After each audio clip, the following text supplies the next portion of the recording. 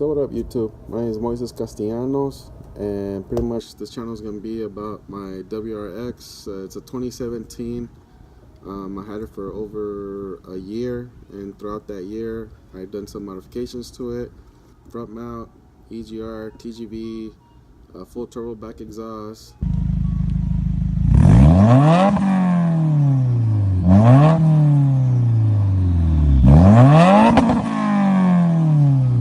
Obviously the Cobb access port and the E-tune, and pretty much I'm gonna go through it right now. What's getting done to it is we're going IEG stage 2, throwing out a rod, and it was during the E-tune where it ended up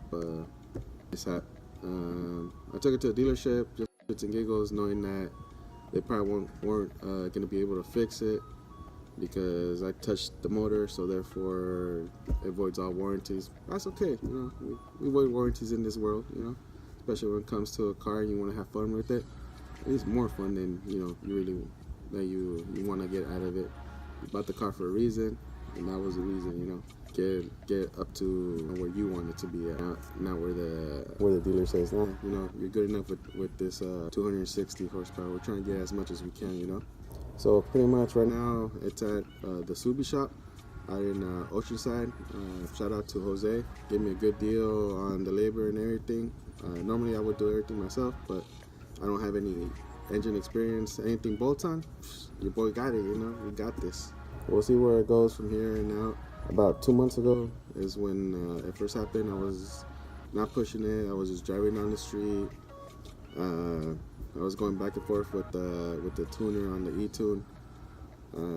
I was driving on the highway to do the pulls that it requires, where you're one pull where you start at 2,500 RPM and you shoot up in third gear all the way up to just about redlining. 3 of those pulls did 2 just regular driving, and then did idling just to see where it was at and everything. Sent it off, got it back. Probably 2 days later, he asked me to check out the blow-off valve, make sure that it was set to the right specs. He told me if it was fully or partial, or pretty much the rod started knocking. I was wondering what it was, pulled over. While I was doing the pulls, pulled over and I heard it, kept knocking. I was like, you know, I'm at this point, but it is what it is. We pretty much got the car back from Subaru of Temecula, got everything situated, saying that, you know, they won't cover it due to, you know, I put hands on it. So pretty much started back to my house. Was at the house for 2 months. While those 2 months I was dealing with, not dealing, you know, I was trying to find out the best pricing and the best motor, if it was rebuild the stock block, or actually get or just get a new block, you know. So I went to a couple shops, local shops around here.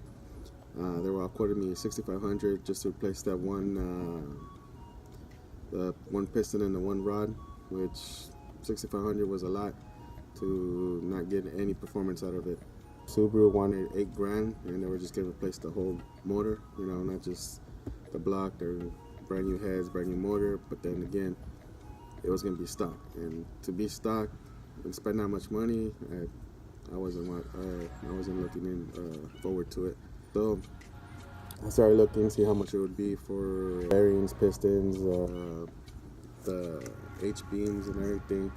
I looked at Manley, I looked at Crawford, I looked at least I think it's Manley, but not 100% sure how to pronounce that one. Looked at all those, and they were all, you know, that plus the labor it was going to take, it was going to be like around $7,000. So I started looking at blocks I already made. IAG was pretty much the first one I was looking at, because I seen a couple people that already had the IAG block, and it was a pretty good block. I also looked at Outfront Performance, I believe, but they were a little pricey, and I me personally, I haven't heard about them that much. IAG, they're all over the place. They're like, hey, IAG this, IAG that. I went to 2 different shops to see which one would give me the best pricing to install. I went to Metro because I heard really good things about them, and then I also went to the Subi shop, which also I heard great things about them. And I knew one of the guys that used to work there, and he told me that everything they do, everything they work on is 100%. So I decided to go with them, and also they gave me a better pricing on the labor. The block through Import Image was great. I called them up, told them what I needed. They told me, okay, we got this. Everything comes with not to be, I believe, $3,700. They didn't charge me for shipping or anything. They told me it would be 3 to 4 weeks for delivery of the new block, and it's taking 2.5 weeks to send it in after I ordered it and everything, which was great because I didn't have to deal with them calling them, hey, where is it? Hey, where is it? Hey, where is it? Hey, it's been X amount of time. They told me 3 or 4 weeks. Cool, but 3 or 4 weeks, boom, shows up. Got it. The day I got it, I called up the Subi shop, took in the block. As soon as they got the block, they were like, okay, cool. Drop off the car, drop everything off, and we'll go from there. Also asked them to install some headers, and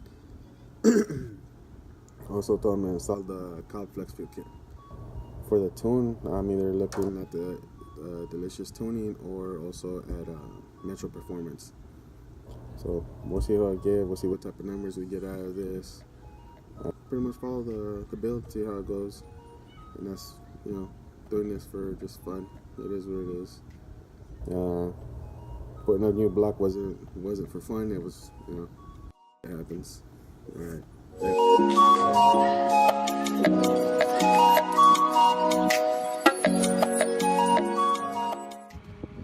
Want to hear the